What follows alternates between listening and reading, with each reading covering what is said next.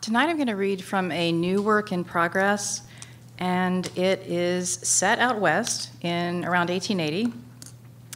And it's a novel so far entitled Deadlight, and the main character, the point of view in this opening that I'm going to read, is a photographer of the dead.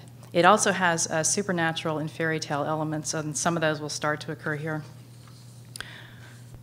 Homer Daggett flicked the reins over the roan's broad back. With a groan of rusted axle, the old sutler's wagon climbed from the trickle of creek where he'd camped the night before, pots and pans rattling in back. He drunk the last coffee, a tin cupful brewed from twice-boiled grounds, gnawed the last sliver of buffalo steak, tough, cold as shoe leather, from supper the night before.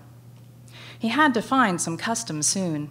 Plenty of chemicals and plates in back, but victuals, drink, and cash were low, though this god-forsaken territory would hold few, alive or dead, needing their images made. He shivered under autumn light. In the dream, before sunrise woke him, he'd been back in Boston, sweating as he'd skulked through the darkened house of his former employer. Then, running down an endless dark hall, seeing a door at the far end, but never quite reaching that escape into the light. He'd kept running since Boston, though no one seemed to be looking. 3 years gone, but out here, he was only one of thousands fleeing ignoble pasts, or worse. He let the mare pick her own way uphill. His head was nodding, reins sliding from his hands, when Betty snorted and shied, jerking him awake. Ahead, a girl squatted in the shade of a cottonwood. Something dark smeared her pale, thin legs. The front of her gown showed rusty splotches. He thought, someone's hurt her and left her to die. She glanced up then and was off and up and off like a scrawny Nevada jackrabbit, the hem of the ragged gown flapping behind. He saw no parent, no companion, no one else in view.